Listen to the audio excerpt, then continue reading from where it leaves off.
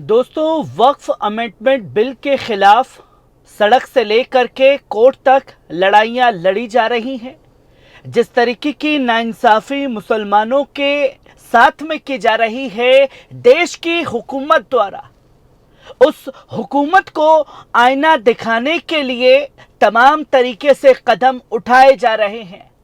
जहां वक्फ amendment bill के खिलाफ देश में कई जगह पर एहतजाज का ऐलान हुआ, और जब ऐलान उलेमाओं की तरफ से किया गया, all India Muslim personal law board की तरफ से किया गया, जिसमें तमाम उलेमाओं ने एक साथ आकर के कहा कि हम संविधान के दायरे में रह करके इस काले कानून का विरोध करेंगे, काले कानून का विरोध करेंगे, यह साफ तौर पर कहा गया। तो अब गोदी मीडिया का नंगा नाच शुरू हो चुका है।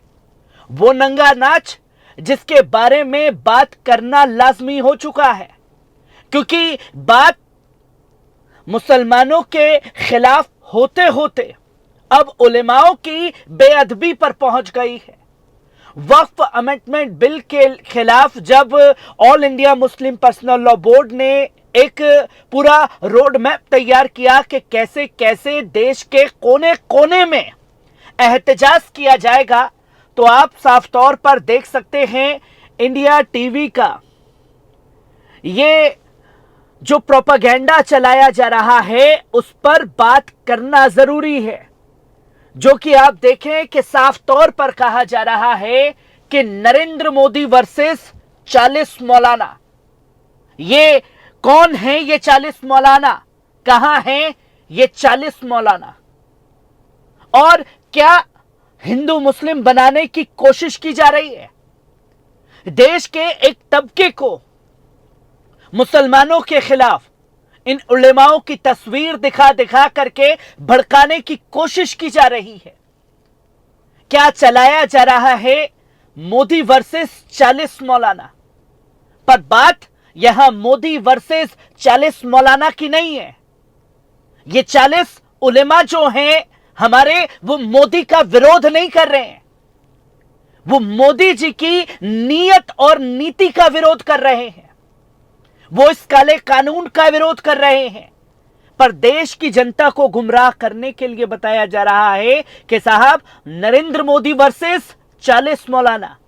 किस पर खेल चल रहा है? इंडिया टीवी पर। क्योंकि कल रात मेरी नजर जो है गोदी मीडिया के कुछ चैनलों पर पड़ी, तो एक टैगलाइन देख करके मुझे सोचने पर मजबूर कर दिया गया कि साहब देखिए कि उलेमाओं की एक एक तस्वीर को ये लोग दिखा करके कैसे माहौल बिगाड़ने की कोशिश कर रहे हैं। जहां काले कानून का विरोध किया जा रहा है, पर नरेंद्र मोदी वर्सेस 40 मौलाना का टैगलाइन चलाया जा रहा है। राजेश शर्मा के चैनल में बैठ करके ये नफरती खेल परोसा जा रहा है एक पढ़े लिखे लोगों को बेवकूफ बनाने के लिए, जिसकी तमाम तस्वीरें लोगों के सामने हैं। और सिर्फ इंडिया टीवी दोस्तों यही नहीं रुकता, वो साफ तौर पर कहता है कि अगले 400 घंटों तक, अगले 24,120 मिनटों तक क्या करने वाले हैं ये मौलाना? ये मौलाना क्या करने वाले हैं? दोस्तों, जिस तरीके की टैगलाइन और जिस तरीके की नफरत भरी चीजों को उजागर किया जा रहा है, वो सीधे सीधे उलेमाओं की बेअदबी पर बात पहुंच गई है। और उससे एक कदम आगे बढ़कर के अगर आप सोचें, कल को खुदा ना खास्ता हमारे उलेमाओं के ऊपर किसी तरीके से कोई हरकत को अंजाम दिया जाता है, तो इंडिया टीवी और तमाम गोदी मीडिया के चैनल जो एक नफरती भरा माहौल बना रहे हैं, वो सबसे बड़ा जिम्मेदार होगा। क्योंकि इस पहलू पर बात करना जरूरी है और इन तस्वीरों के बारे में कोई बात नहीं करना चाह रहा।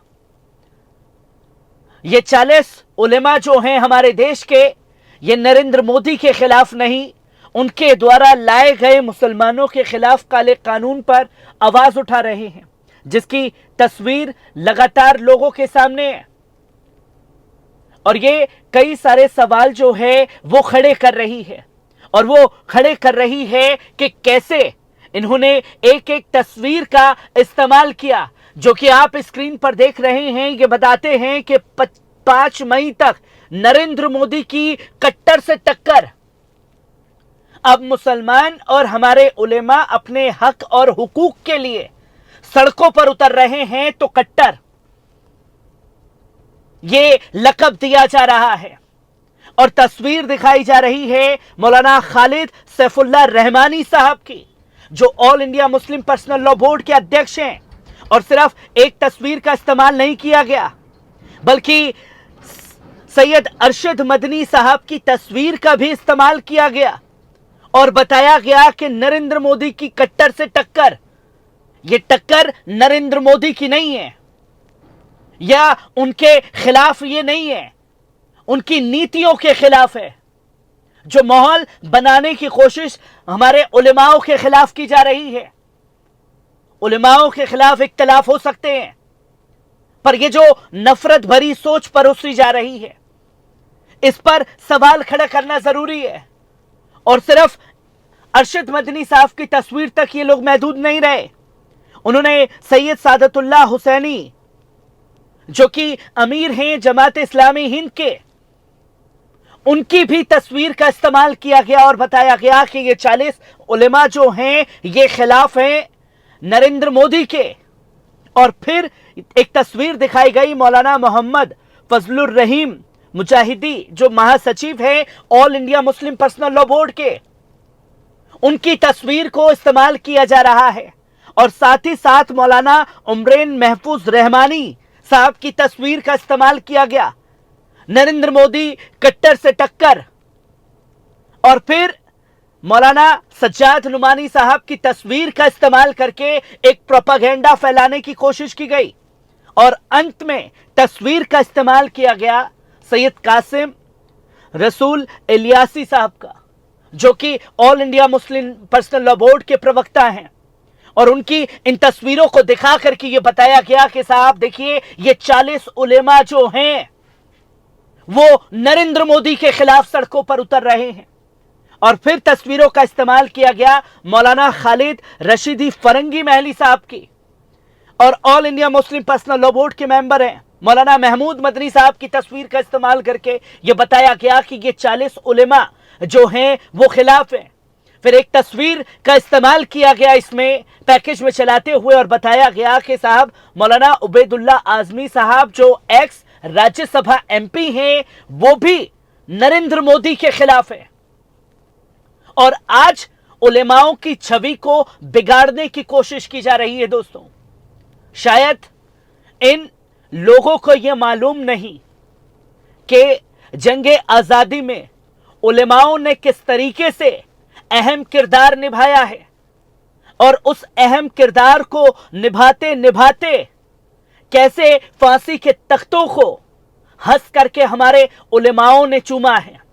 क्या इसी दिन के लिए जो नफरत के बीच आज बोए जा रहे हैं हमारे बुजुर्ग, हमारे उलेमा, जिनकी बेअदबी की जा रही है।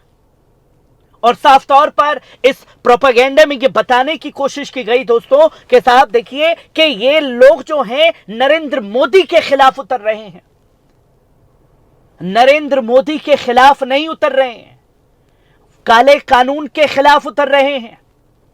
और नरेंद्र मोदी जी जो हैं वो खास तौर पर डरे हुए हैं इन उलेमाओं के ऐलान से, जहां उन्हें अब एक प्रोपेगेंडा चलाना पड़ रहा है। कुछ जो उनके खास मित्र हैं मुस्लिम, उन्हें आसपास में बैठा करके ये बताने की कोशिश की जा रही है कि साहब देखिए, वक्फ बिल का समर्थन करने पहुंचे हैं। क्या गोदी मीडिया पर दिखने वाले वो चेहरे जिनके खुद उनके घर वाले नहीं मानते, वो उलेमाओं की दलील दे करके, वो पूरी उम्मत की दलील दे करके ये बता रहे हैं कि साहब मुसलमानों ने समर्थन दे दिया। अगर मुसलमानों ने समर्थन दिया होता तो जिन चेहरों की तस्वीरें आपको दिखानी पड़ रही हैं वो ये बता रही हैं कि किस कदर आप सिर्फ एक अनाउंसमेंट से ही इतनी बुरी तरीके से डरे हुए हैं कि आपको हमारे उलेमाओं के खिलाफ एक नफरत भरा प्रोपेगेंडा चलाने की नौबत आन पड़ी है।